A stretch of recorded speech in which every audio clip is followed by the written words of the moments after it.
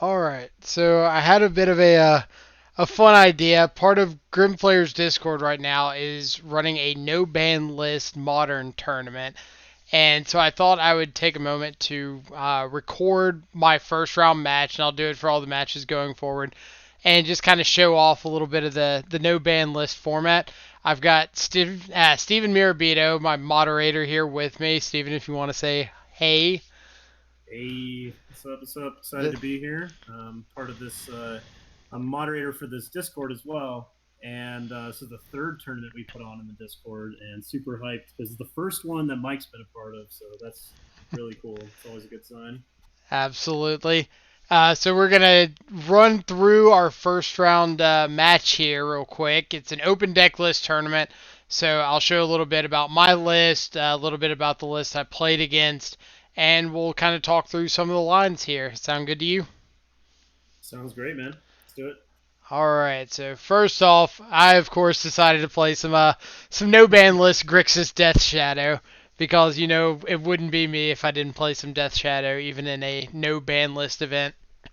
Some of the cool inclusions here is several of our band friends here, like Ataxian Pro, Middle Misstep, Ponder and Preordained, Treasure Cruise, a whole bunch of interesting effects.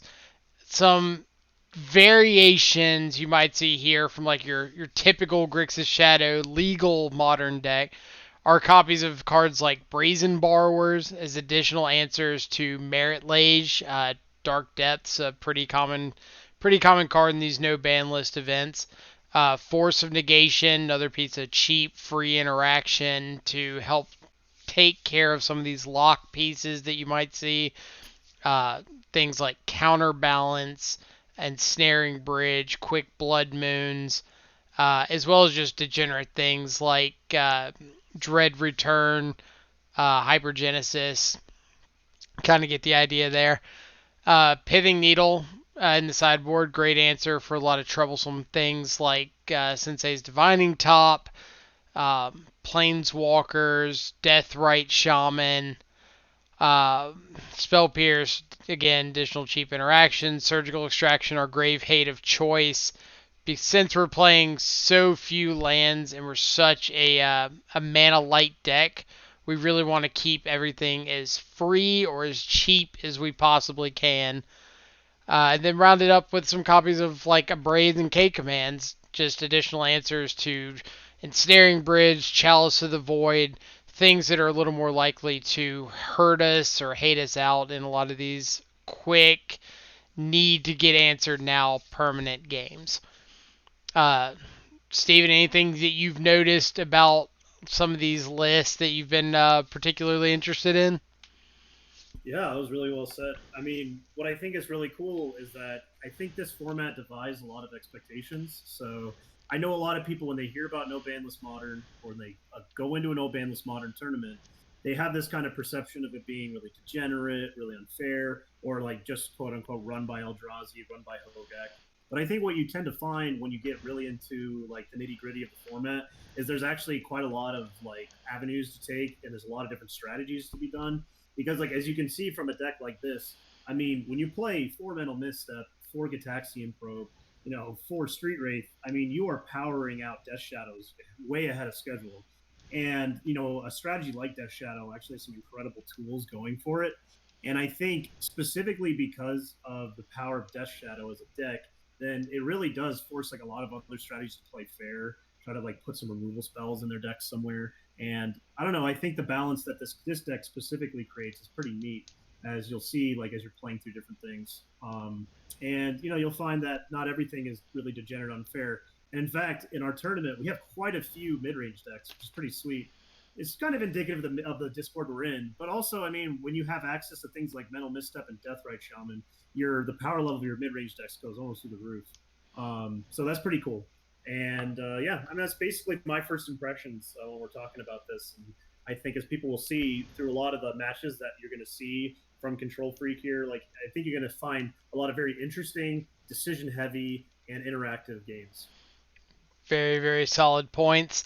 Yeah, like the idea of this Discord, especially being mid range oriented, means that a lot of these matchups are going to come down to who's making better decisions in game.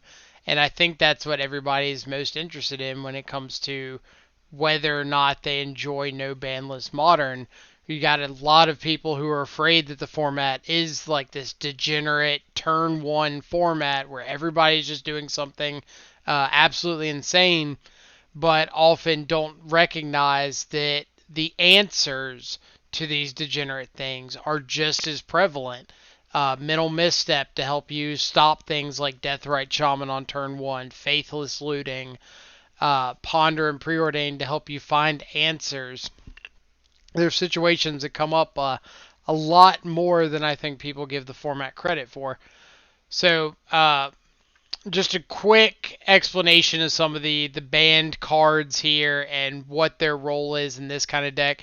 Since we are playing a Death Shadow variant, one of the common occurrences we have in legal modern is not being able to find threats, which, as you know, can be one of the biggest downfalls of the archetype as a whole. So cards like Ponder and Preordain, some of the better cantrips that have been printed in modern legal sets, allow us a little more digging ability, help find those Death Shadows and Gurmag Anglers on a timely basis. The 4 copies of Cataxian Probe not only lower our life and replace themselves, but information in matches like this is invaluable. Being able to know what you need to dig to, what you need to play around, how you need to attack your opponent in the most efficient way possible. 4 copies of Mental Misstep for such a wide array of reasons. Being able to stop things that might keep you from winning the game early on, like Deathrite Shaman, like Sensei's Divining Top, Faithless Looting out of like your Arclight Phoenix decks or your Dredge decks, being able to stop Stitcher's Supplier out of Hogak, whole plethora of versatile responses there, as well as answering your opponent's mental misstep. And as you can see from this deck list, with Foreshadow, Push, Misstep, Probe, Ponder, Preordain, Stub, Thoughtseize, we're extremely weak and exposed to opposing mental missteps.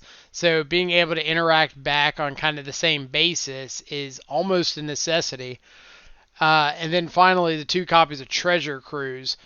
We thought a little bit back and forth about Treasure Cruise versus Dig Through Time, but honestly, the ability of this deck to run proficiently on one land is crucial. Like, we're only running 16, we don't want to flood out, and being able to, say, turn 3 or 4 Treasure Cruise plus hold up an additional mana can often be the difference between winning and losing a game. So we'll see how many of these things kind of play out in the upcoming match. Like I said before, it is an open deck list event. So we're going to go over the deck of the opponent that I played against and kind of talk about some of the things I'm looking at, what my concerns are, um, anything that might differentiate a deck like this from its legal modern counterpart, and kind of go from there. Steven, first look here. What are you thinking? You see Mono Red Prison. What's your initial thought, or what would your initial thought be going into a matchup like this? Well, the first thought that I had was kind of a segue from the discussion about our Death Shadow deck, which is that, another thing people might say is that, oh, everyone runs 4 mental misstep, and I'm just going to misstep your misstep. And it's funny because that is somewhat true up until a deck like this, which is, as you can see, is a Chalice of the Void deck, which is really popular in this format. And obviously, they're not playing any mental missteps. And there's nothing. Misstep is straight a dead card in this matchup. It's only good if you pitch it to Forceful or Force of Negation. No, we don't have Force of Will, but Force of Negation. I wish we had Force of Will. I know. Gosh, if we had Force of Will, that'd be a different conversation about this format. Right. So this deck's pretty cool because it's trying to capitalize on that. A lot of things are going for this deck against ours. Specifically, we are not a basic heavy deck, and so this is a deck trying to play Magus of the Moon way ahead of schedule. One of the biggest inclusions this deck has that's not legal in normal modern is Chrome Mox. And Chrome Mox is able to help really power out those early massive threats like Magus of the Moon, like Blood Moon, like Chalice of the Void. Maybe if they're really lucky, like a turn one Chandra or something like that, or turn one Ensnaring Bridge. So you can see there's little like minor inclusions. However, the cards that are legal in Modern wouldn't be quite as good in our Modern, but they're better here in no banless Modern because of their ability to shut out some more degenerate things, or decks like ours that just rely very heavily on one drops because it can just do a lot of turn one Chalice of the Voids. So Mike, when you were playing against this deck, like what were you thinking? Like what are kind of the hands you're looking for? Like what are like the general strategy that you're thinking about playing against this deck? Right. So right off the bat, there's a couple key cards that I'm heavily focused on more than the others, and those are Magus of the Moon, Chalice of the Void, and Ensnaring Bridge. For example, Ensnaring Bridge, I've got one main deck answer with the one copy of Brazen Borrower. Then in the sideboard, I've got a second copy of Brazen Borrower. I've got a couple copies of a Braid and a copy of Colligan's Command, as well as like additional Spell Pierces and Stubborn Denials. But main deck, that's a card that I'm almost cold to if I don't have a counter spell. Chalice of the Void is obviously a fantastic card against us. We have a little bit of play against it with things like Gurmag Angler and Force of Negation, but it's not something that we really want to rely on and hope we have. It's kind of a card that we need to prevent from coming down in the first place. And then finally, Magus of the Moon. So a resolved Magus we actually can't get off the field at all unless we're able to like float mana in response to it and fatal push or brazen borrower. Uh, but we can get it off if we have exactly Right. Mishra's Mishra's Bauble Bauble. fatal push Yeah. with our basic swamp. Mm-hmm.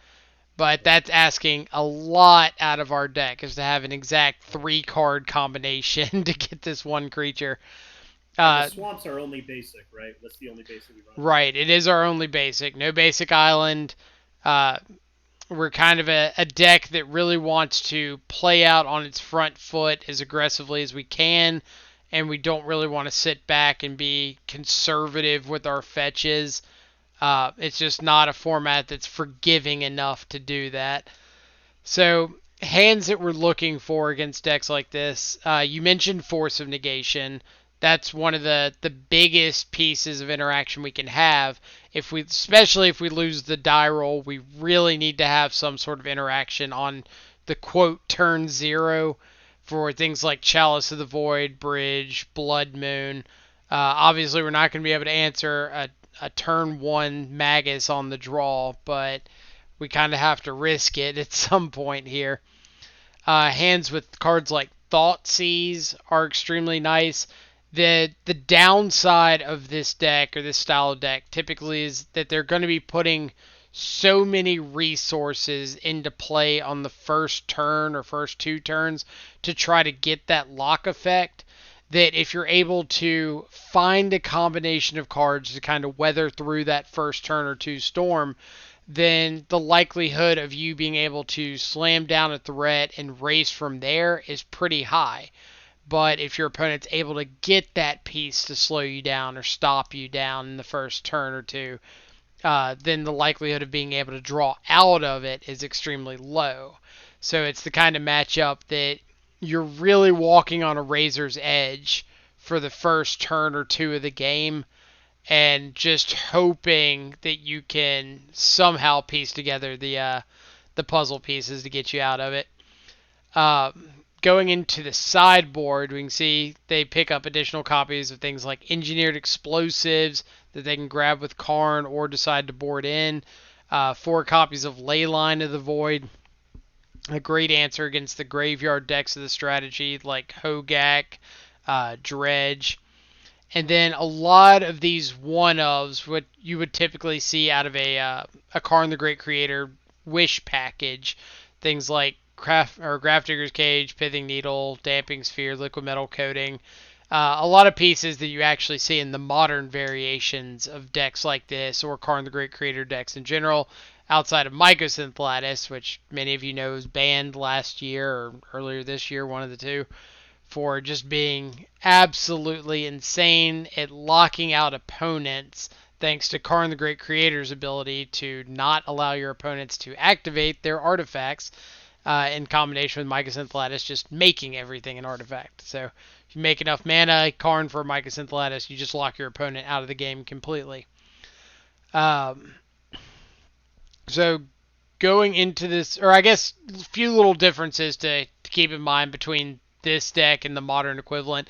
And Steven pointed out things like Chrome Mox, fantastic mana accelerant, lets you use extra payoffs in hand just to kind of give you that little turn 1 or turn 2 ramp you need to get you up to a hard lock piece or something that's going to win you the game.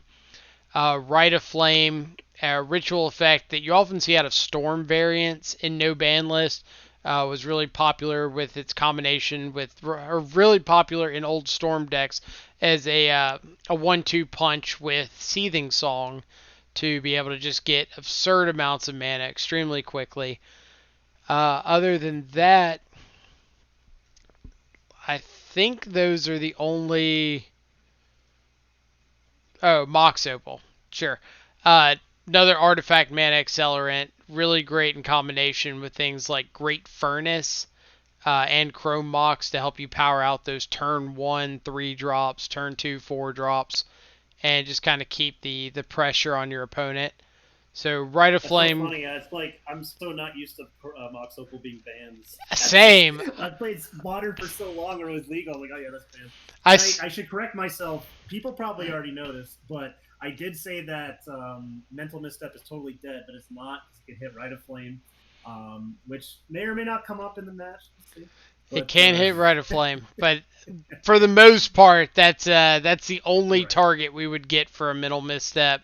You don't expect Right. your Karn opponent to be looking for Grafdigger's Cage or Pithing Needle against you. Right. So it's kind of Rite of Flame or bust.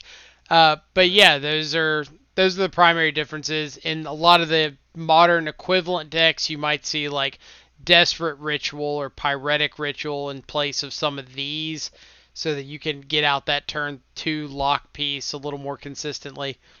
This deck is just trying to take that a step further and really go for the turn 1. So I guess we'll go ahead and hop into the gameplay. Do you have any parting words on the deck list before we see it in action?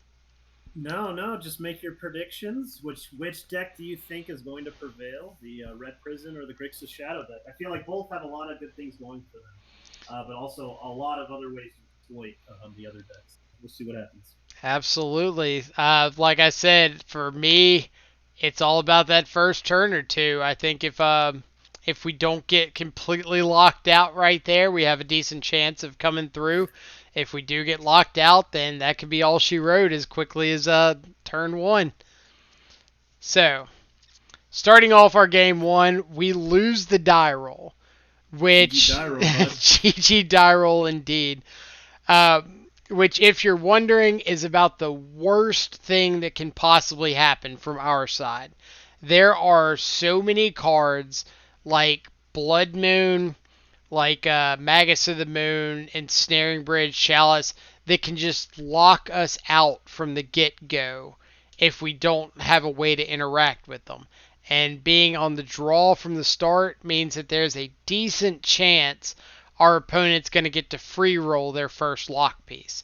If they open up with a hand of Land, Spirit Guide, Chrome Mox, Blood Moon, go, we could just be dead in the water if we don't have something like Force of Negation. So we'll see what our opening hand looks like. And honestly, it's a bit scary. So, looking at our opening hand, we've got a couple really good things going on. We do have a Thoughtseize, a way to interact with our opponent's lock pieces. We've got a Stubborn Denial, so we can kind of work these pieces into the plan to combat a bit of what our opponent's doing. We've got this Gitaxian Probe, Street Wraith, Mishra's Ball, and Ponder to help see what they're up to. Maybe get some more information for Thoughtseize versus Stubborn Denial. We've got a lot of really good redraws to help find our threats. We're lowering our life total pretty good with the Thoughtseize, Probe, Street Wraith, Watery Grave. and we're just kind of wondering if this is going to be good enough. So, Steven, you see this opening hand, you know what you're up against. What's your thought? Ooh, tough one because if you're on the play, this hand's insane. Right. Because first of all, if you're on the play, like you get to do this crazy thing where first you get to Gataxian Probe, you see their hand, and the information is so crucial. Um, and then also, if you want to even go further, you can Mishra's Bobble the top of their deck and see what they're drawing. So if you're on the play, you know exactly if you need a Thoughtseize or hold up Stub in this spot. Like you know exactly what you need to do. And so on the play, this hand I think is like the best it gets, but on the draw, it's crazy. It's so sketchy because if they have that turn one lock piece, you're just dead. But at the same time, it's like, well, what hand isn't dead to the turn one lock piece? Well, a hand with force negation. But we're running what, two or three in the Two. deck? Two in this. Two in the deck. So it's like, are you gonna mulligan for a two of?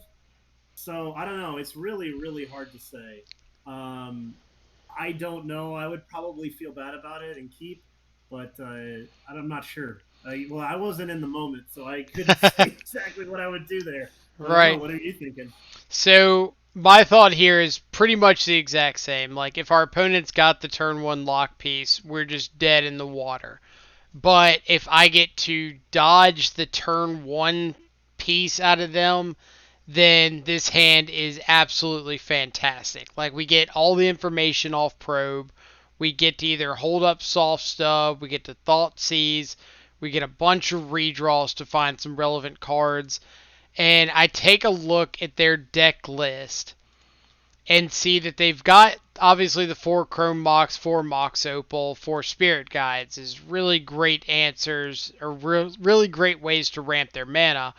Mox Opal can be a bit sketchy on turn one, so I almost want to take it out of the equation.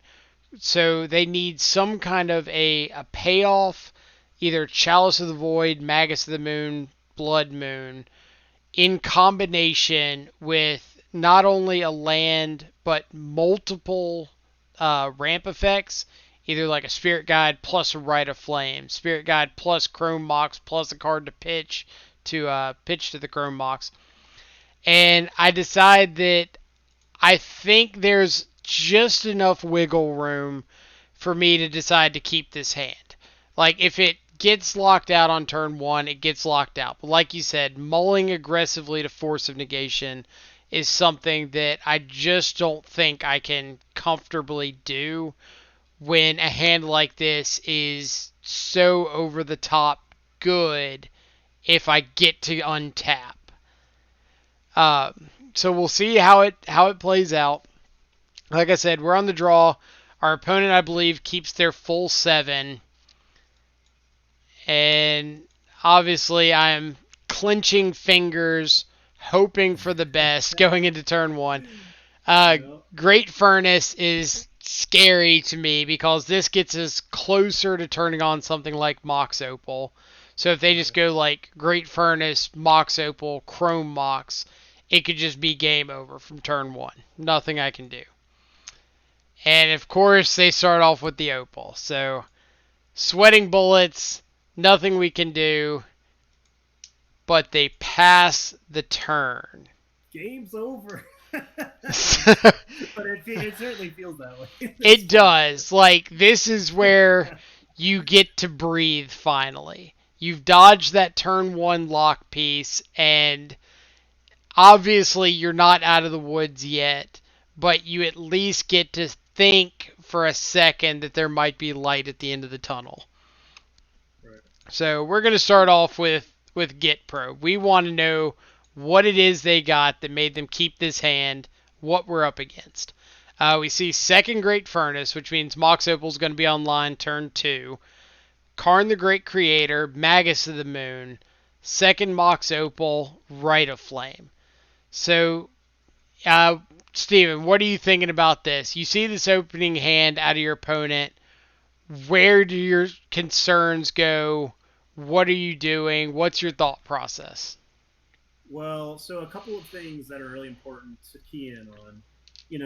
One that if we imagine a just looking at Mox Opal and Great Furnace, they have four mana very easily without doing much else. So You play the second Great Furnace, you have Metalcraft, you float a mana with the Mox Opal, you play the other Mox Opal, and then you tap that, you have 4 mana.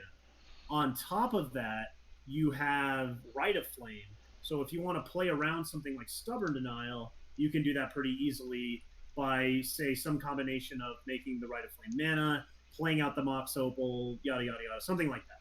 And then not to mention the fact that you have your deck is just chock full of more free mana sources that will allow you to pull something like that off.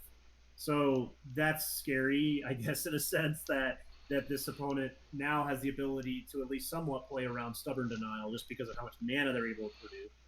On top of that, they also have Magus of the Moon, which means the Stubborn Denial may just be irrelevant. If we just go Watery Grave pass, the opponent's like, okay, I'm not even going to get in the like funny business. I'm just going Great Furnace, make 3 mana, play Magus. Good luck, you know? Which means that our hand currently has no way of dealing with that. We have the Mishra's Bauble for the Revolt, but we don't have any Fatal Pushes, which is our only removal spell in the main deck.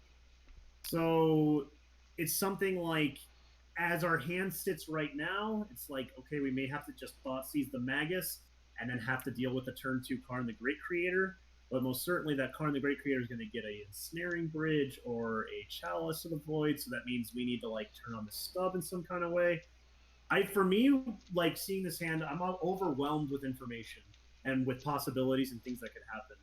So I guess I'd throw it over to you to be able to navigate us through all that kind of deluge of information, like all that shit. Like, how do we get through that in a comprehensible way? So the two big things, and you actually hit on both of them, so job well done. Uh, First off, Magus of the Moon. As you mentioned, we don't have a Fatal Push in our hand.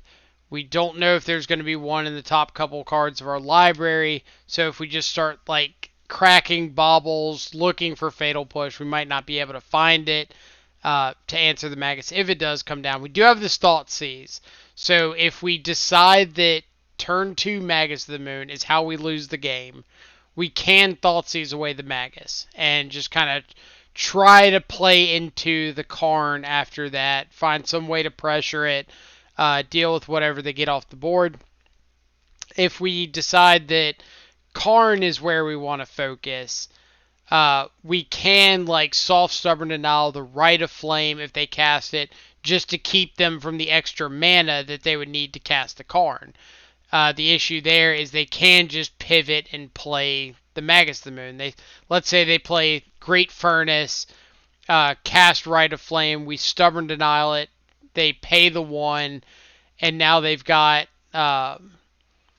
their Great Furnace still, or their untapped Great Furnace, 2 mana floating, and they've tapped a Mox Opal, and they get to So just... could they just play the other Opal and still have 4 mana anyway? Yeah, actually they could. Yeah. They would have exactly It's 4. a good point, though. It's a good point. If you stubbed it, maybe they would get suspicious and go, okay, Magus then. You know, Sure. like something like that. Either way, somehow Yeah. they're going to get a lockdown piece through a soft stub there, which feels pretty rough for us. Our opponent knows our deck list, so they know like 2 copies of Force of Negation is our best way of interacting with this Karn. But when it comes to Magus, if we just play like Watery Grave Pass or Watery Grave Bauble Pass, what's the likelihood that our opponent's going to respect something like Fatal Push and not just go for the lock piece?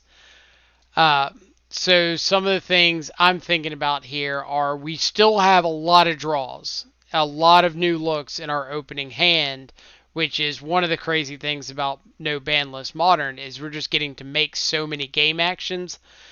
And what we see off of those draws might help us determine what direction we want to go with this hand. Like, remember, Gitaxian Probe is just us looking. It's not us having to take anything. It's not us devoting mana to it. It's just us seeing how we need to focus on shaping up our hand. It's just looking at the cards, if you will.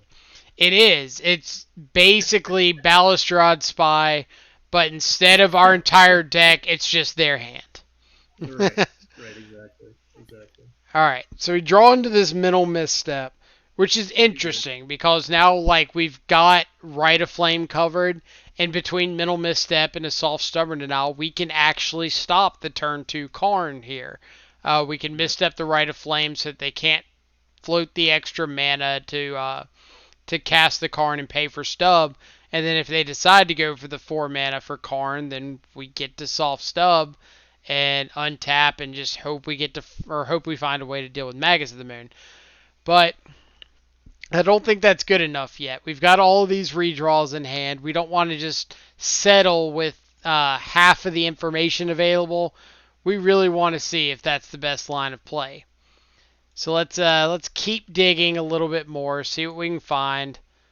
We find a fetch land, which is interesting. So the fetch land here allows us to hold revolt on our opponent's turn and delay the decision. Before we'd have to play out the bauble, uh, pass the turn, and we wouldn't get the draw off of that bauble because we'd have to hold up for revolt if we wanted to fatal push the Magus.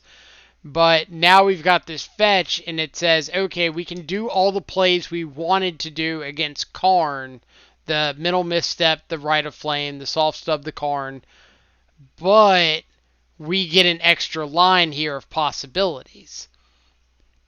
So we're going to probe again because at this point, if we can find a fatal push, we're feeling pretty good. If we draw the fatal push off of this probe, then we can just like play the polluted delta, pass the turn, and hold up the misstep stub for the Karn or the fatal push for the Magus of the Moon. We could bobble ourselves right here, but if we don't see fatal push, and we play a fetch and pass and fetch on our opponent's upkeep, then it's just a completely random draw. No information.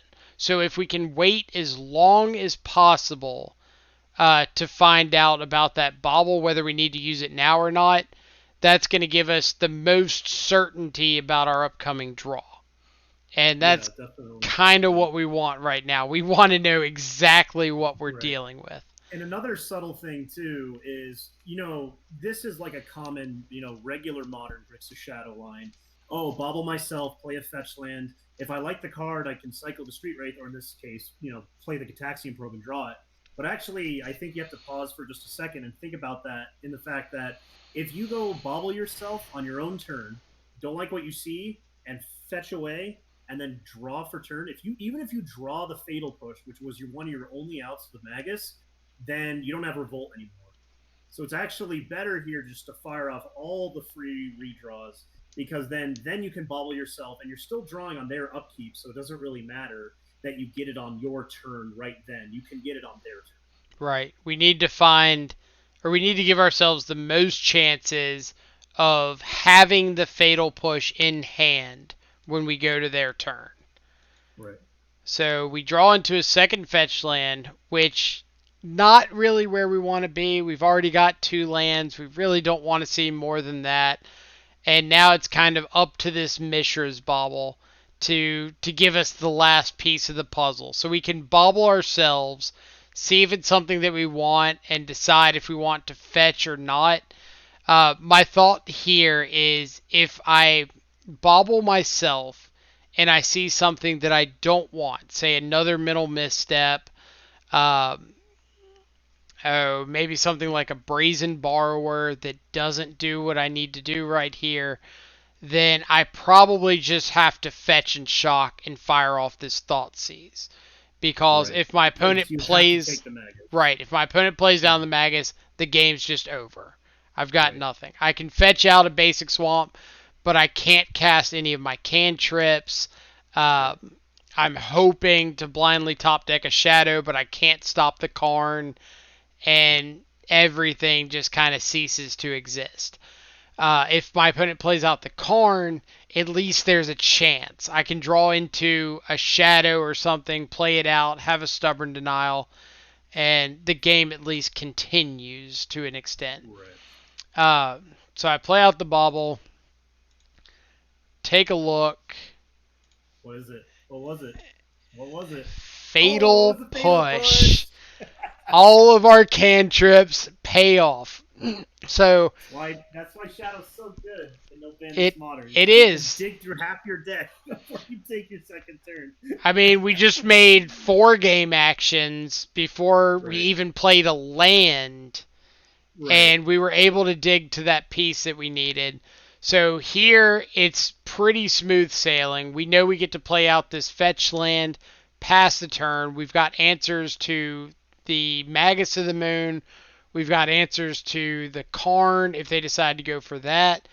The only things that stop us are like at an off the top 1 turn Blood Moon or Blood Moon so they can pay for Stubborn Denial or Chalice of the Void on 1. But we're feeling pretty good here. Obviously, like I said, we're not out of the woods, but we've at least found the pieces we need to fight through the opening hand. And that's kind of the key right now is just survive and be able to continue playing the game. So we draw into our Fatal Push. Our opponent plays their second Great Furnace. So now these Mox Opals are online.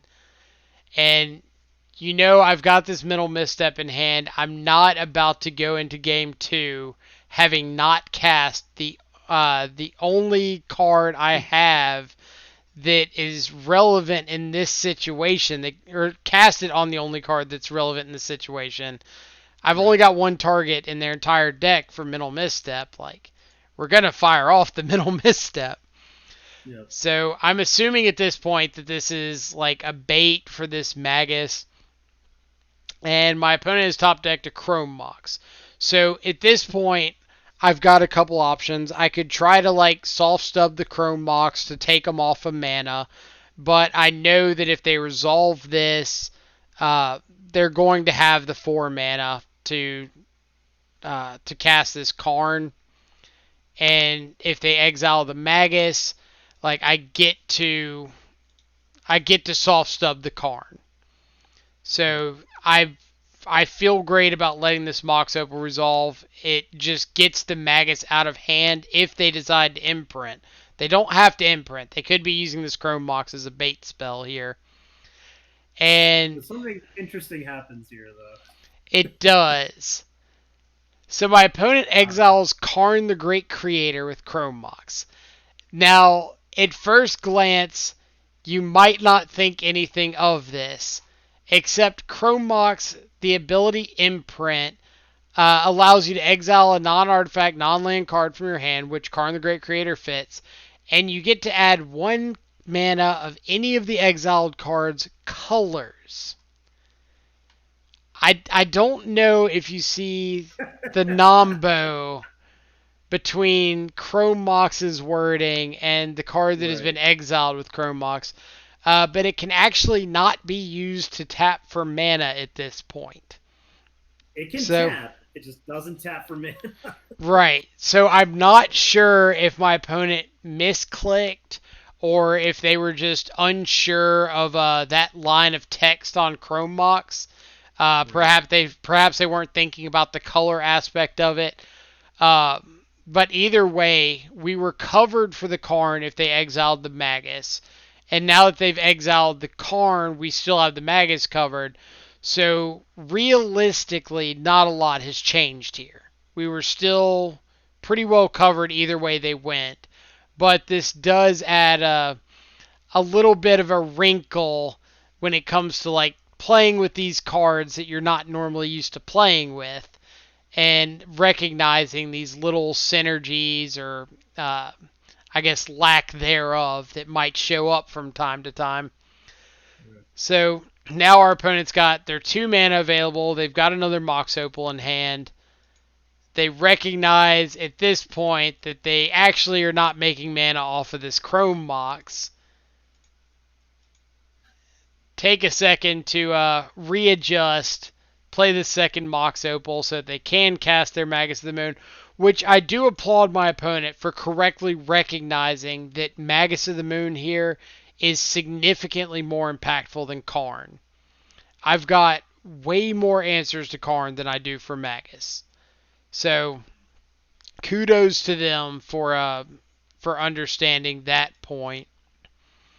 All It's right. also really interesting though because I think them leading on Rite of Flame seems to suggest that maybe they were going for Karn in the first place, and then after we misstepped the Rite of Flame, they kind of pivoted, which I think is interesting.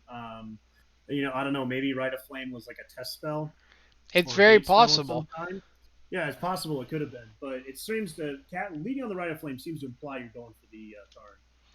And I think that's And fair. That's right, that could definitely be a point that I hadn't considered. Uh, Maybe they did decide to pivot after the Rite of Flame got countered. Personally, I because don't. they could have thought. I mean, maybe the thinking was, okay, I'm going to go for this Karn, and if I lead on Rite of Flame, I can play around Stub. And then they're like, well, if Mike missteps it, then I know I can't play around Stub anymore. Now I'm going to go for Magus. Right. So I guess my thought would be if they decided that they wanted to go for Magus, I don't know if there's a benefit to playing out the Chrome Mox at all. Uh, Yeah, because they didn't need the extra mana to cast the Magus. They had the two Mox Opals and the Great Furnace right, untapped. So they could have kept the Karn in hand, and true. obviously we would have been pretty happy with that because we'd get to just untap Thoughtseize away the Karn. Right. But it did lead to an interesting situation where they essentially ran themselves out of cards completely just to get down this Magus. And Right. obviously, they don't know we have a fatal push at this point, and there's at least a decent chance that they kind of lock us out of part of our deck once this Magus hits the board. But unfortunately, we do have this fatal push. I decided to just go ahead and get the basic swamp. I've got plenty of ways to lower my life total after this resolves, so I just want to kind of protect myself against future blood moons, things like that. Yeah, it's pretty free at this point, given how low our life is, and also, if we are able to untap and play out a Death Shadow off a cantrip, and then untap with like Thoughtseize and Stubborn Denial, at that point we may not care at all about future blood moons. Exactly. Like once we get that big thread out, a lot of the rest of the game is just going through the motions. It's Yep. we've got our threat, we've got our answers to your ways to stop our threat. We're just gonna get you dead in a couple turns. So we draw into Preordain, which is obviously fantastic in this spot. There's arguments in Legacy, which is where a lot of these cards really shine, that Preordain uh, is not as powerful as Ponder, but it's really great when you're digging for something specific. Like if you're looking Mm-hmm. for a threat, if you're looking for a counter spell, a certain answer, and you need to draw it right now. Overall, though, Ponder is usually going to be your better bet. Being able to see three cards versus two, you kind of get the picture. Yeah, yeah, um, So we're not too concerned about life total anymore. We know our opponent doesn't have any kind of direct burn outside of a Chandra Torch of Defiance. But if they top deck that, we've got it covered with this Stubborn Denial. So we're just going to do our best to find a threat. And lo and behold, right on top of our deck, we've got one of these beautiful, beautiful Death Shadows. well, the way that Moto lays it out, is that on top of your deck or three down? That's a good question, actually. I'm not Because that would 100% say a sure. lot about the power of Ponder. Like if it's Like we three could just say down, three. then Ponder absolutely gets the nod from me there. Like we're not keeping any of Oh, those right, fetch lands with preordain anyway, right. but just being able to know 100% I'm drawing a shadow off this Ponder, I will take that every time. So I decided to just go ahead and play out the shadow here. This holding up this swamp isn't doing anything. Holding up Thoughtseize isn't doing anything. I get it down under Chalice of the Void, which if they top decked a Chalice, they could pay for Stubborn Denial, and that would kind of lock me out. But if I get this shadow down first, even if they do happen to top deck a Chalice of the Void, they're on a very quick time frame to find something like an ensnaring bridge or a way to keep me from killing them. Yeah. And so I And I mean, Yeah, Yeah, and go this is ahead. another kind of butt. No, I was just gonna say, this is another kind of butt clinch moment. I mean, we have to fade and snaring bridge off the top, but otherwise, I mean, I think we're good against most other things. Right. But like our basic swamp wasn't beating ensnaring bridge anyway, an opponent draws and passes. So at this point, my thought process is they had to have hit like a 4 drop that they couldn't cast here because of the Chrome box. So I'm thinking Chandra, another Karn the Great Creator, um, something like that, because I can't think of anything else that you would draw that you wouldn't cast. Maybe a Rite of Flame, uh, any of those spells. But this is kind of like the downside of this mono red deck is such a huge portion of your deck is devoted towards ramping, towards lock pieces, or enabling lock pieces, that you're going to have a fail rate on a pretty significant portion of your draws. Like if we bring up their deck list again, realistically it's 4 Magus, the 4 Chandra, 4 Karn, a Chandra Heart of Fire that apparently acts as a pseudo dig spell. Really sweet card. Yeah, And then 4 Chalice and 4 Ensnaring Bridge, or 4 Blood Moon. But you've got 20, 24, 28, 32, 36 essentially dead draws. Over half of your deck is not live. right. So, and then even in this spot, you've got another 4, 8, 9 that don't do anything relevant. I'd even argue that Chalice of the Void at this point is not the greatest. Like, you're still playing it, you're still not exactly mad about it, but it's not winning you the game.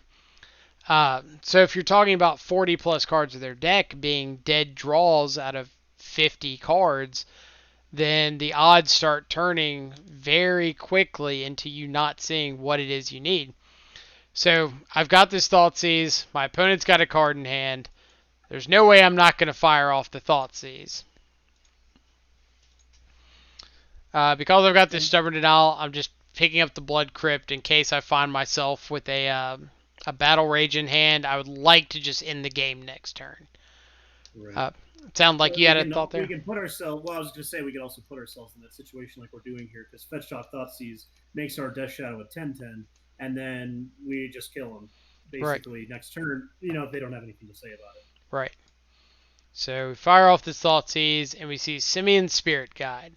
So, two thoughts here. One, this Simeon Spirit Guide lets them play around a soft stub, but not a hard stub like we currently have. So it would allow you to cast your Chandra or your Karn or something like that, but obviously it wouldn't help you resolve one of those things through this Stubborn Denial. I think at this point it would probably be in our opponent's best interest to have just played out this Simian Spirit Guide as a creature. Uh, they don't know that we don't have Battle Rage, but being able to get an extra draw step, I think, is really big here. Uh, so I'm not entirely sure why they decided to hold it in hand. Obviously, I'm not the mono red pilot, so I don't know what the reasoning was there. I assume they have an argument on their behalf, but for me, from my perspective on the shadow side, I think this would have been more impactful as a blocker. Yeah. But we're going to take that, go ahead and hit our opponent in the face for a nice little chunk of damage. And this is one of the big advantages of the no ban list shadow decks is thanks to things like Gataxian Probe, Middle Misstep, you're able to get these shadows to a very sizable amount very quickly. Right. So opponent draws for turn. They start tapping mana, which obviously is terrifying on the shadow side. Like anything that they play out just makes me cringe and fear for my life. So Magus, the one we were able to dodge earlier, is coming back to try to haunt us. Luckily here we've got this 10/10 shadow, which means that this Magus is on chump blocking duty, unless our opponent just decides they don't want to continue playing anymore. So draw a Thoughtseize, you don't care about that. important point here. I play out the Watery Grave before I attack because I want the untapped blue source and I don't want to pay the life for it. I've already got Shadow to a 10-10. I don't need it to go any lower. Um, there's no advantage whatsoever for getting it up to a 12-12 at this point. But if I get to play out my Watery Grave untapped, it means that something I see off the top, like a Street Wraith, is now live instead of just being a dead draw in hand. Since I know my opponent's got to chump block this Shadow, I want to give myself the ability to draw or preordain into, say, a Street Wraith and find another counter spell or find another piece of interaction. So all I'm doing is leaving more draws in my deck live. So we're swinging away. Opponent's got a chump block with this Magus of the Moon. And we pass the turn. Or I guess we... Haha. Feel so rewarded for seeing the Street Wraith on top. Even though I bottom it. But I feel like my decision was a good one. But now we've got Stubborn and Owl against whatever they top deck. If it's another creature, we get to just keep swinging with our Shadow. As soon as it's a non-creature, I feel like we're probably going to win the game. So they do hit the Ensnaring Bridge, which obviously any time before this would have been absolutely terrifying. But we get the win in game number 1.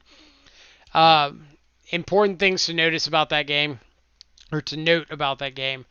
We had 2 key turns that we had to fade. One was the opener, their turn 1, where if they had a lock piece, we were just dead in the water. Couldn't do anything about it. C'est la vie, no ban list modern. The other one was our turn number 2, when we pondered into the Death Shadow and played it out. We passed the turn with our opponent getting 1 blind draw off the top. And if that draw had been any kind of lock piece, or any kind of lock piece that prevents us from getting in with this Shadow, like Blood Moon, Magus of the Moon, probably don't matter too much at that point. But things like Ensnaring Bridge, potentially Chalice of the Void, could cause major headaches down the road. Um, so, Steven, thoughts on the first game? How do you think it went? Do you think we played according to plan? Yeah, absolutely. I mean, you did a great job of explaining it. Just for me personally, like, I loved this game because for me, I love the magic where there's tons of decisions, really impactful decisions. Everything we did had a consequence and a big consequence to it. But at the same time, we weren't playing 15 turns. We weren't playing something dragged out or something where, one side was winning for a really long time or something like that. It was like, no, we just got in there, we got out, but we played some great magic and made a lot of really cool decisions in the process. Right, and that's a good point. This is turn 5. Like, this isn't a game ending on turn 1, 2, 3. Like, no, this is interaction. They had spells, we had answers. It wasn't just free for all. Uh, Somebody completely ends the game on turn 1 and the opponent didn't have a chance. Obviously, it could have happened, but I think that the majority of the time that's not how things played out. But we're ending this turn 5, or going into our turn 5. We didn't play a land with 12 cards in our yard. Like, we made a lot of plays here. Right. Double Probe, Wraith, Bobble, misstep the Rite of Flame, pushed a Magus, pondered for a Shadow, thought seized away a Simian Spirit Guide. Like, that's a lot of game actions to be making with very little amounts of mana. Yeah, very true. And I just like it's cool to appreciate how easily things could have gone differently. I mean, in every single aspect of the game, it could have. Even something as simple as like that turn 1 where we bobble ourselves. If we don't see the fatal push, we fetch shock and we thought sees away the Magus. Okay, they resolve the Karn and they get something, and then like how do things play out from there? I don't know. I just think it's really really cool to think about. There's so many permutations of how things could have gone It down with this really game is. specifically, and it was not a lot of gameplay. I mean, not a lot of turns. I should say, ton of gameplay, not a lot of turns. Exactly. That's kind of what I was talking about before the match. You've got so much riding on things lining up the right way the first turn or two of the game. And Right. if you make it past that point, then you start thinking, okay, maybe I'm in this. Maybe I can find a way to close this out. But there are just a lot of things that can go wrong or fall the wrong direction in those first couple of turns that just changes the outcome 100%. So going into sideboarding, and I'll kind of divide this up a little bit here so we can see both sides. So we've Are we got able to pull up the game without spoiling the result, or is that, or do we have to spoil it a little bit? pull up the second game. Yeah, yeah, because you have to go back to the MTGO client and click on the next one to play. It's I all good. It's all good. We can talk. We can chat about the sideboard and Yeah, let's go over the sideboarding real quick. I'm not sure if I'll be able to or not. stuff. Um, Actually, I think I can find a workaround there. So game number two, we're going into game number two. We're looking at what our opponent's likely to bring in, what they're likely to board out, what we're going to bring in, how we're going to fight against what they're going to board in. And luckily, our opponent being on the Karn Wish package means that the amount of things that they're boarding in that we have to account for is fairly low. Like Mm-hmm. almost all of their sideboard is taken care of by dealing with the four Karns in the main deck. Right. So things I'm looking at are what kind of cards would they be likely to bring in if they aren't relying on Karn as much. And the things that if I were on their side, I would consider, not saying that they're 100% coming in, but I would at least look at them, would be things like the engineered explosives, uh, which obviously you could Karn for, and it's great. But if you just have it on turn one, it's almost like another functional lock piece. Right. Yeah. That's what I was thinking. The same thing. Like it's like a turn one chalice, turn one moon, or a turn one engineered explosives. We'll all have differing ways we beat those. That might be another one of those that are like, oh man, I don't know how we beat just the engineered explosives on Right. one right away. Just give you another avenue that you're attacking on and another way Right. to keep us off balance. And Right. the other option is the four copies of Leyline of the Void in the sideboard because we are a Gurmag Angler Treasure Cruise deck. So it Right. might be that they want to make us one dimensional. They want to cut out half of our threats essentially and board in these ley lines to kind of keep us down. But these cards do come at a cost. And the cost is if you're bringing these in, you have to board something out. Right. And it becomes a little tougher on that avenue because you're not really sure what your opponent is going to value less. So like if I were to bring in the Leyline of the Voids, if I decided that that card to me was good enough to bring in the matchup, I'd start looking to cut things like Chandra Torch of Defiance in some numbers, uh, Yep. as well I as agree there. maybe something like Chrome Mox, Mm. something that causes you to run out of all of your resources as quickly as you do, and then something like Chandra that, although it's a really good planeswalker, is the less impactful one in the matchup. Right. And that probably means the Chandra Heart of Fire comes out too, if that's the case. So I could see like a Chandra Heart of Fire, two Chandra Torch of Defiance, um, or three Chandra Torch of Defiance and a Chrome Mox or something for four ley lines and an engineered explosives. That's kind of what's going through my mind if they decide to sideboard anything in. That's kind of the direction I would expect them to go. Do Um, you think there's any chance, and I'm just more wondering this, like given the amount of fast mana you have and the moxes and the Rite of Flames, and the Simian Spirit Guides. Do you think if you're on the play, you ever cut any gemstone caverns? I think you probably could. Um, I think with this deck in particular, you're wanting to see the first land 100% of the time, obviously.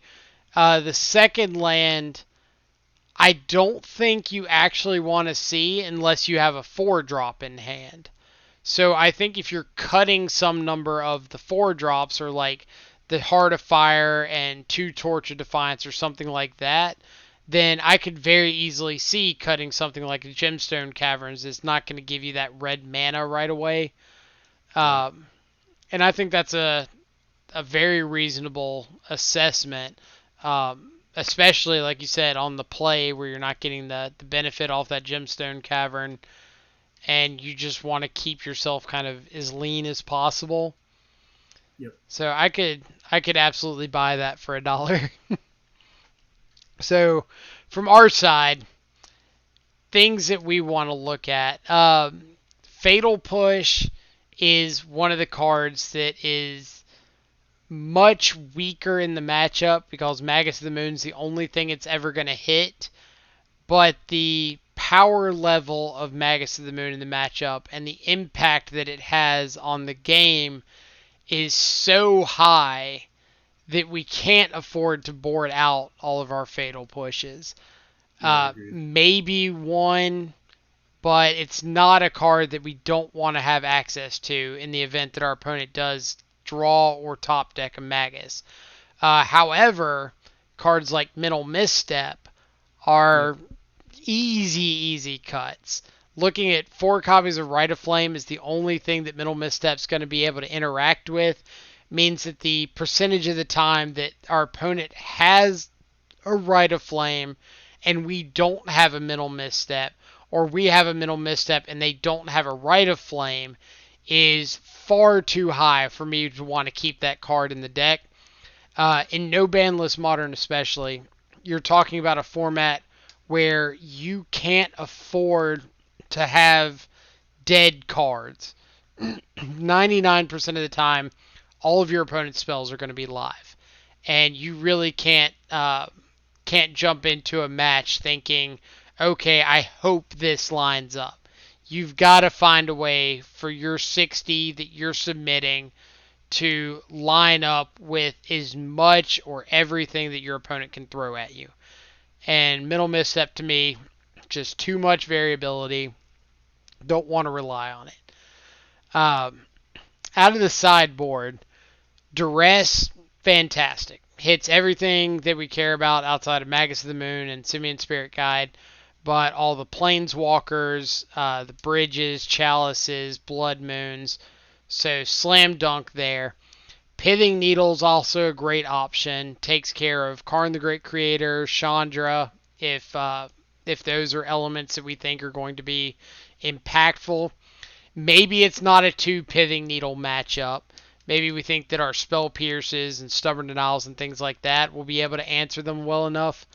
So that's one to consider.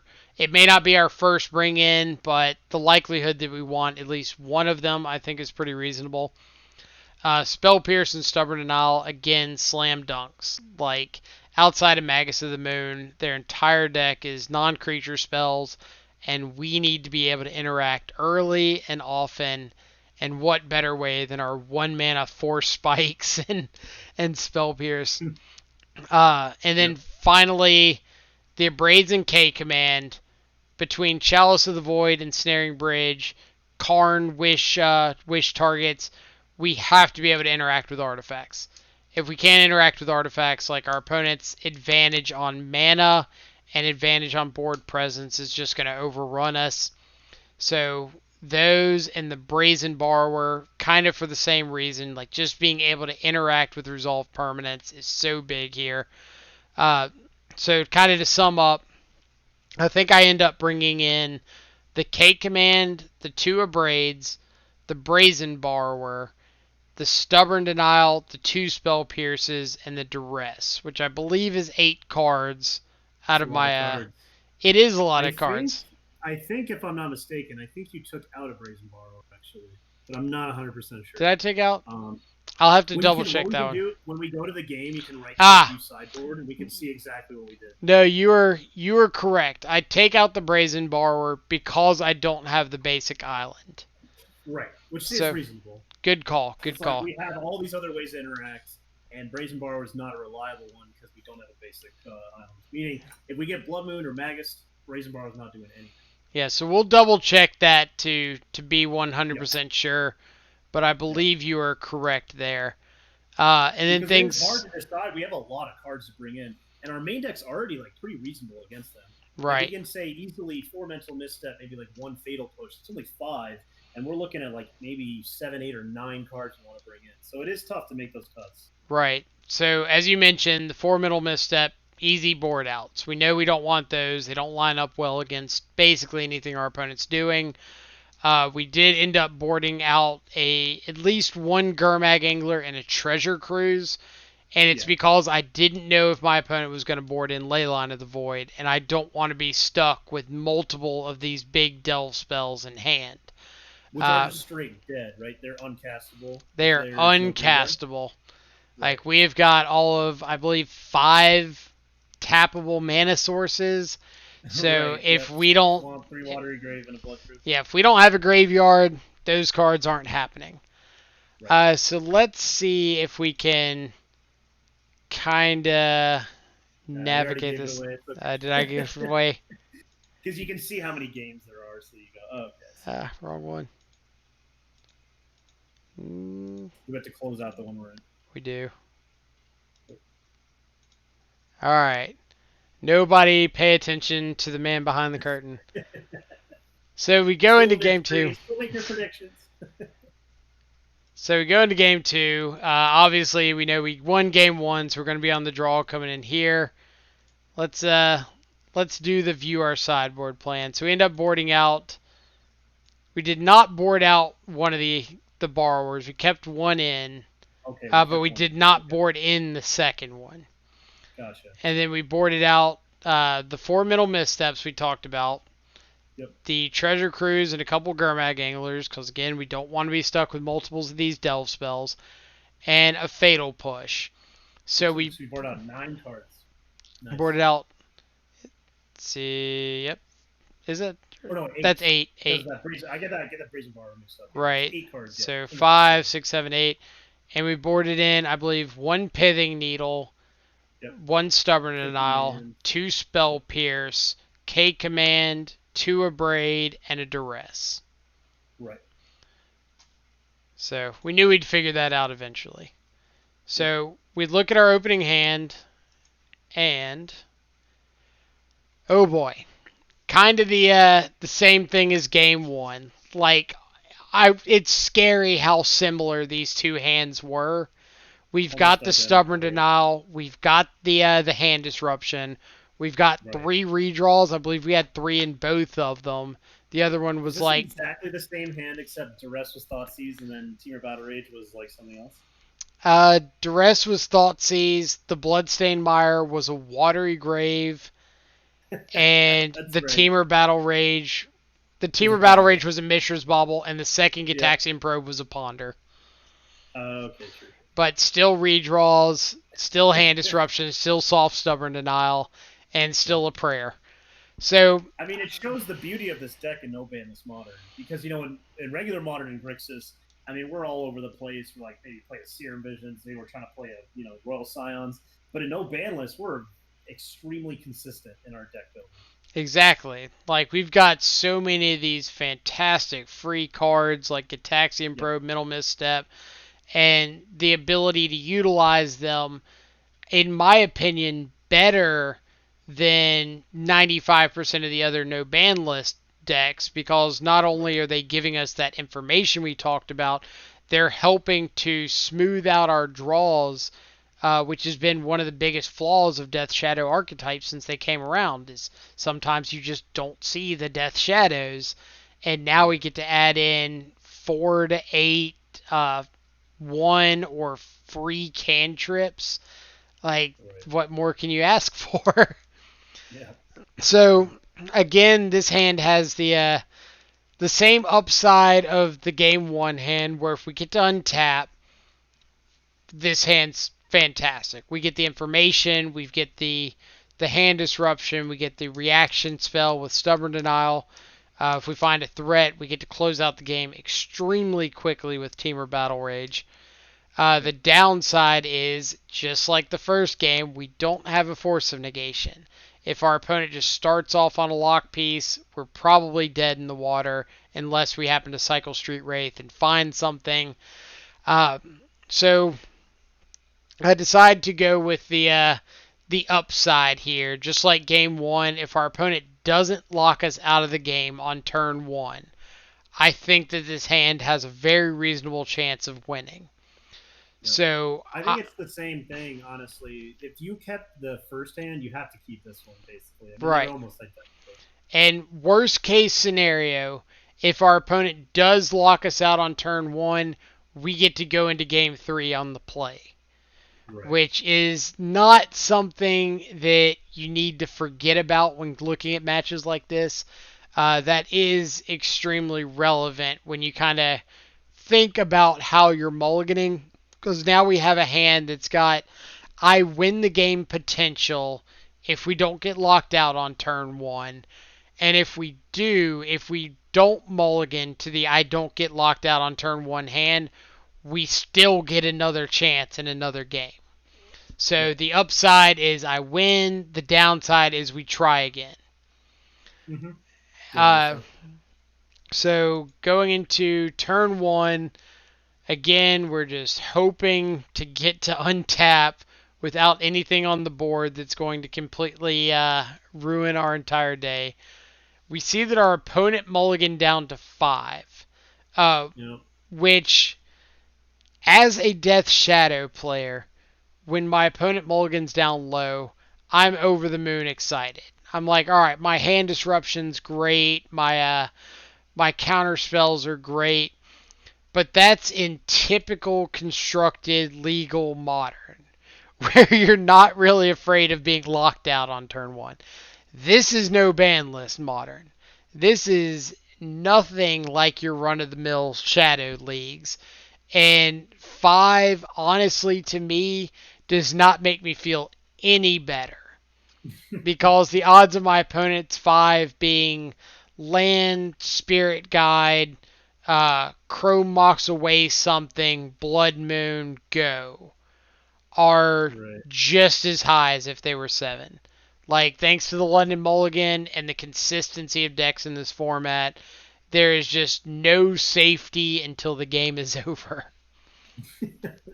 That's fun. That would be a funny hand because that would be all 5 cards out on the battlefield, turn one, on the play, and the opponent's looking at their duress and their stubborn mouths. Exactly. Like, all right, you got it. We're going to move on with our day now. So, Ghost Quarter, not the scariest land to see on turn one. I feel like I can pretty well fight a Ghost Quarter, but then seeing my opponent do nothing and pass, this is where I get over the moon excited. Right. Because now my opponent is relying on things like Simian Spirit Guide to make red mana. I can't imagine they're going to Ghost Quarter my first land, because they know that they would just be giving me that basic swamp. Maybe there's a chance that they believe I kept this hand because it has basic swamp. And if they get to Ghost Quarter and strip mine that away, then all of a sudden this hand's looking a lot sketchier and their hand's looking a lot better. Uh, Thankfully, I've got these Gataxian probes, so I kind of get an edge on the information battle before we make any major decisions.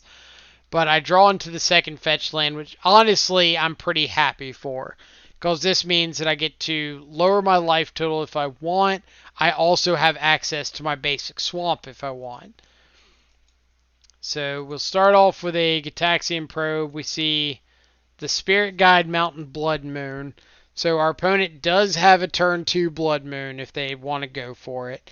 If they draw another Spirit Guide or a Rite of Flame, something like that, they've got a potential turn 2 Chandra, Torch of Defiance. Oh no. My web. Malware warning. I know. So my opponent could go for its turn two Chandra, like I said, if they find another ritual effect, another spirit guide, chrome mox, anything like that. But at least for the moment, I feel like my opponent's next couple of turns are scripted for them. Mhm. Um, I think in a matchup like this, they're pretty well forced to go for the turn two Blood Moon. If they sit here and go draw go with me, the game's not likely to end well for them because I've got Right. thought seizes, duresses, counter spells, very quick clocks. So the way they win the game is by keeping me from getting to play all of these things. The way I win the game is by stopping them from keeping me from letting me play all these things. Right. So, uh, what are your thoughts? You see this opening hand. What are your concerns? What are your thoughts about your opening turn based on the hand we have? What you see? Yeah. I mean, well, so on the surface level, obviously this is exciting because as things stand, like you said, if they go for the turn two Blood Moon, we just get to stub it, and that's really great. But when you start thinking about possible top decks, like you start getting to that kind of thinking, it's like, well, what could be on top of my opponent's deck? Well, if my opponent has an extra mana source, maybe like another Simian Guide or potentially like a Chrome Mox or something like that, then my stub is not going to get the job done against the turn two Blood Moon. So that's kind of interesting. I don't know to what level you want to play around your opponent's top decks. So, I mean, potentially, if you duress now and just take the Blood Moon, then you're basically saying my opponent has to top deck just Simian Guide, and then they can turn to Chandra me, where I'm not sure. However, if they top deck exactly another Blood Moon, you're gonna be really happy you held up the stub because if you were to duress this Blood Moon and they top deck another Blood Moon, then you're shit out of luck. So I think you want to stick with just the on the surface obvious play of just stubbing, but maybe there's other considerations. I'm not sure. Right. So, for me, looking at this hand, my two biggest concerns are one, them drawing another ritual effect. Or I should say my three biggest concerns. One is them drawing another ritual effect, and they're just able to like pay for the stubborn denial and get down the blood moon, because that'll have meant that I Right. fetched for a watery grave, went for the stubborn denial, they resolved the blood moon anyway, and I'm locked out of black and blue mana for the rest of the game.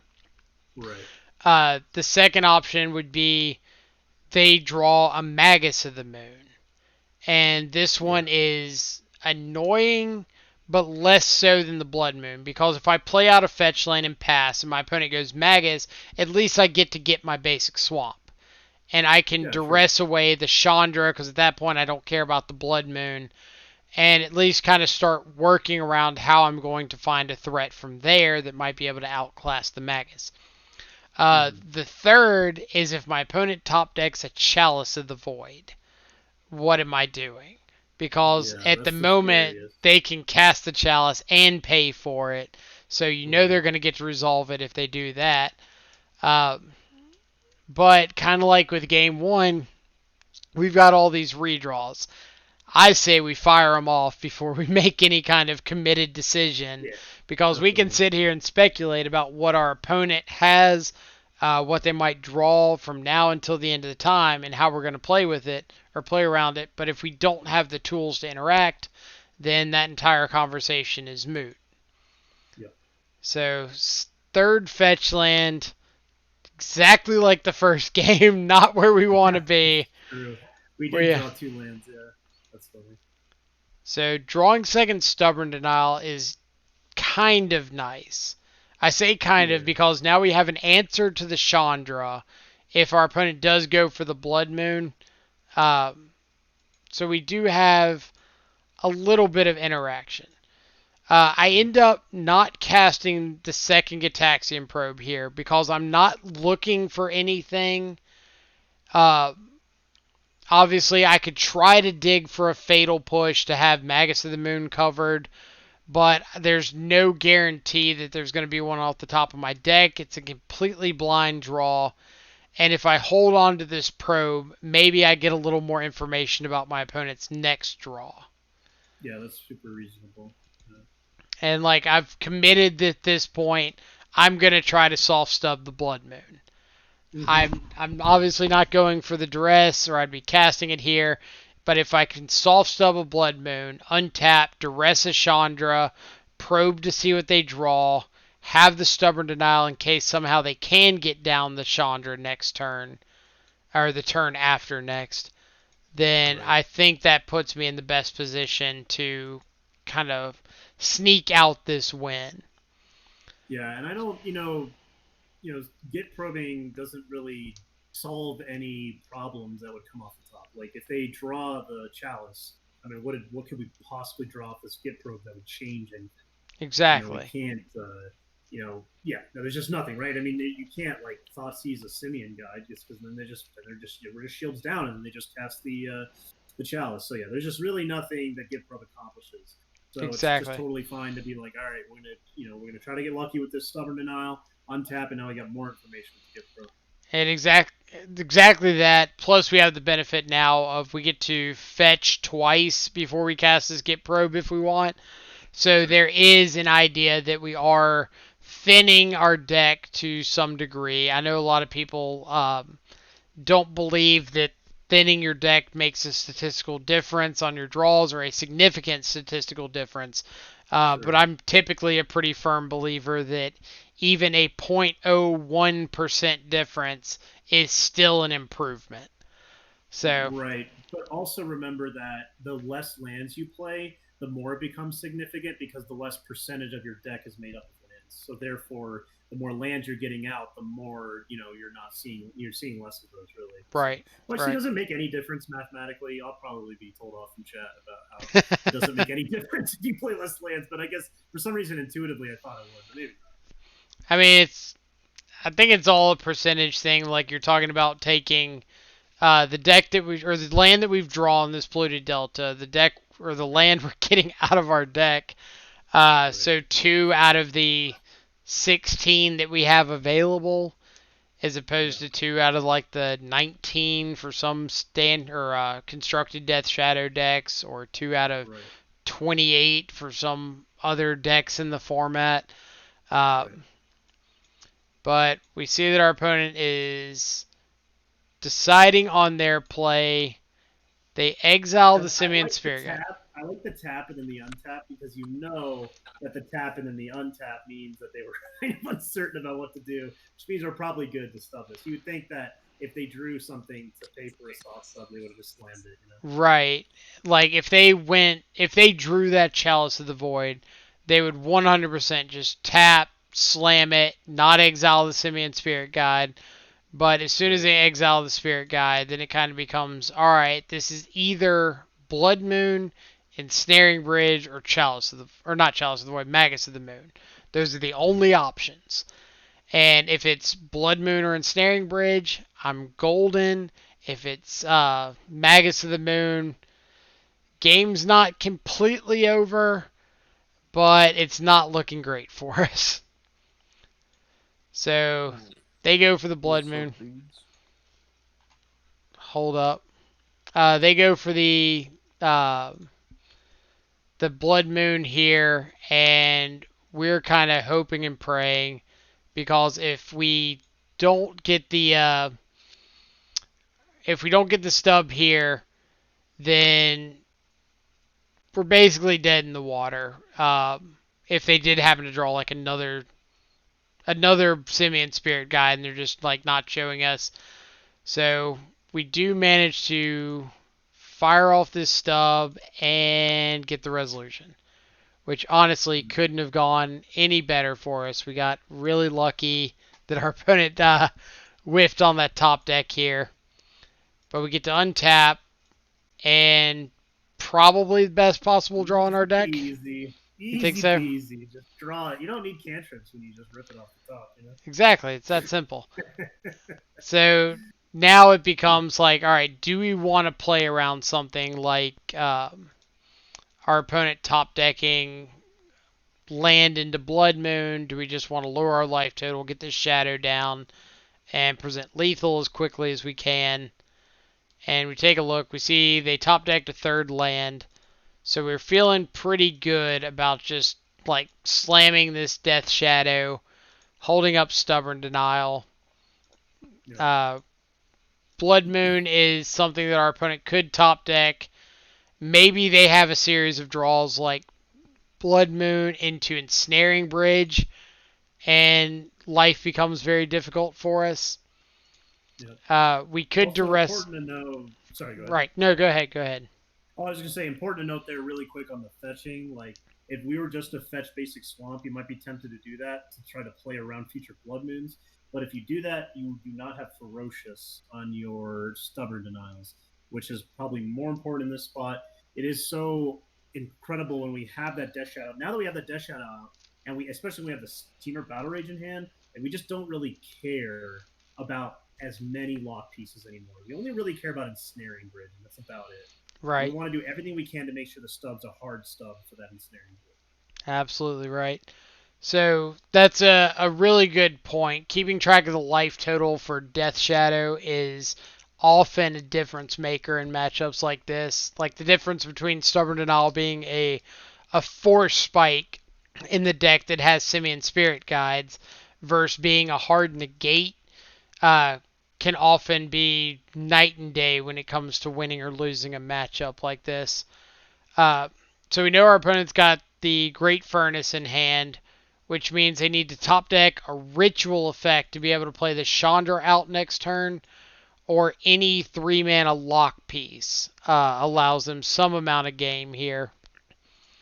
So they play out the Great Furnace, and yet again, whenever you see your opponent on Mono Red Prison tapping mana, you start to tense up a little bit. You don't know what's coming. You're a little scared. And our opponent top decked a second Simian Spirit Guide. Now remember, if they had top decked this a turn sooner, they could have paid for the Stubborn Denial on the Blood Moon, and we probably get locked out of the game. But they top decked it one turn later, and it became, we're just going to counter this Chandra. Uh, so important note here, the Chandra itself is not that scary. Like just Chandra face value, not the most terrifying card in the world, especially for Death Shadow. But Chandra represents more than that. It represents the ability of their deck to dig deeper. And that can often be a deciding factor. Um, if our opponent draws a lock piece, can make mana to play out like a big spell, if they can um, ping us for a couple points, it gets into this really gray area of what the right plays are. We could let the Chandra resolve and attack at it, but that does give our opponent a free draw. And giving your opponents free draws is oftentimes a really dangerous thing to do. So, in my opinion, I'm looking at the Battle Rage, the Fetch Land. If we draw Thoughtseize, Git Probe, Street Wraith, any of those things, we can just end the game next turn on the spot and not have to worry about going any farther. If we don't draw any of those things, we give our opponent one draw step to hit exactly Ensnaring Bridge. Nothing else kills us here or closes out the game.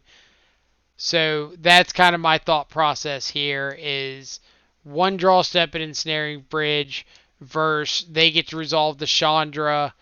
We have to spend a turn attacking it. They get a draw, and we're hoping to kill them 2 turns from now. Any thoughts from you on that decision? Yeah, no, I mean, I'm totally with you on that, and I think that reasoning is pretty sound. Um, and like, I guess the funny thing is, you could try to get cheeky. So if the opponent obviously doesn't know our name. Right. If the opponent ticks up on the Chandra to deal us 2 damage, we just kill them. because they'll tick up on the Chandra. It'll do 2 damage to us. We'll go to 6, and then we'll go to Fetch Shock to 3, and then Battle Rage with those shadows lethal. So like you could maybe try to play a mind game there, but if the opponent I think is going to be almost 100% of the time not going to deal you any damage. So I don't know if you want to go down that road, but it is something funny to think about in Right. that specific spot. And I do think that there is an argument for letting the Chandra resolve, untapping on our turn, playing a fetch land, hitting the Chandra, and still having stubborn denial, and just saying like, all right, we're gonna go to the turn after that, and just have fetch shock, attack with shadow, battle rage. I think that that's a perfectly reasonable line, and I would uh, not blame anybody for taking it. Right. But for me, I think that not having the Chandra off the or on the board and giving my opponent one blind draw, uh, to me, is the better option because I Yeah. just don't know what's going to happen next turn. I Uh, suppose so, but if we don't, so let's say we let the Chandra resolve. If we hit the Thoughtseize or the Street Wraith or the Gitaxian Probe, we kill them whether or not that Chandra's on the board. So right, I'm wondering if attacking the Chandra, and then we're going to have lethal anyway with the fetch land the net turn after. It's not giving them any more draw steps. It's still just the one, except in that one we have the stubborn denial in hand, right? right. So So maybe there's an argument to letting the Chandra resolve because we're going to kill them or not kill them, given that one top deck, or they are just going to get that extra draw step because we're not even. So in this situation, if we don't draw the thing we need, we're still not going to kill them. They're going to have a blind draw, and we're not going to have a stubborn denial. You know what I mean? like, let's see if we can reasonably come up with some combination of cards All that, I'm saying is just I think they have one draw step either way, right? well, they've got the draw step after the Chandra, and then they can take up the Chandra to exile. But we'll So, kill Chandra if we don't top deck lethal, right? right, right, Right. So it's just that one draw. Except in the scenario where we don't counter Chandra, we'll have the stub in hand. yes. Right. So, probably killing the Chandra is the better line. Hold on to the stub. Mm-hmm. I can be persuaded that. But we draw Spell Pierce, so basically no decisions matter anymore. We're just whitelisted. So here I decide, since we draw a spell that doesn't allow us to kill our opponent here, I'm just going to fetch up the basic swamp. It doesn't change our clock to hit Right. them once for 6 and then fetch shock with the Bloodstained Mire next turn, Right. before we battle rage. So I get to just like play this swamp that lets us play around like Magus of the Moon off the top, whatever, um, and say go. Opponent draws and passes the turn. So we're assuming that they drew a 4 mana spell we don't care about. Something like another Chandra, Karn, something to that effect. But at this point, we're not going to give our opponent any more draw steps if we can't help it. So we go for Okay. the Battle Rage, and opponent has conceded from the game. So Very very clean, very nice, very clean. very clean. Obviously, that one line with the Chandra, uh, I could very easily be convinced that the line we took was a bit greedy and giving them the free top deck. I have no problem going with that reasoning. But Okay. other than that, I thought it was an extremely fun match. Like you said, there's a Yeah. lot of decisions Yeah. condensed down to a very small amount of turns. So being able to kind of showcase what this Grixis Shadow no ban list deck can do, uh, is extremely rewarding. Just being able to show the amount of decisions and focal points that can go into 2 or 3 turns of Magic as compared to a lot of typical constructed modern nowadays, where you might have games that last 10 turns and some decisions matter, some decisions don't, some things are dead, some things are live, but in these matchups every card counts, and being able to utilize yours to the best of their ability can often be a difference maker. Definitely, definitely. Yeah. No, I've really been convinced that this format is like really sweet. I've been a huge fan of it, and have really enjoyed watching the gameplay go down, and then the all processes, deck building, gameplay, everything else has been pretty cool. Very surprising how fun and engaging the format is. Right, absolutely. But yeah, I think we're gonna continue this little mini series and upload all of the no ban list matches that I get to play in. Show what our opponent's playing, what we're playing. Like I said, it's all open deck lists, so we get to show that all freely, and we're gonna kind of showcase some of this format. So hopefully, anybody that's out there in TV land that ends up watching this gets to get a little bit of that no ban list bug bite going on, and might be interested in asking a little bit more, checking it out. But if you have questions about the list or anything going on here, feel free to leave a comment or something down below. Give a shout, and we'll be happy to answer whatever we can. Other than that, Steven, do you have any closing words for us? No, sir. Sounds good to me. Sounds perfect. Well, thank you so much for co-commentating with me and showcasing all of your knowledge of the format. I think Steven is doing a lot more work behind the scenes than I am with figuring out some of these deck lists and helping some of the players test and prepare for their upcoming rounds. So hopefully we can steal a little bit of his time to prepare for whatever we end up facing next. As of today, the 23rd, I have no idea what my next round is up against, and we're just going to have to wait and see. So hope everybody has a fantastic rest of their day after watching this, and come feel free to check out one of the live streams. Maybe we can find some time to play some no ban list on camera. So I will see everybody next time we tune in, and take it easy for now.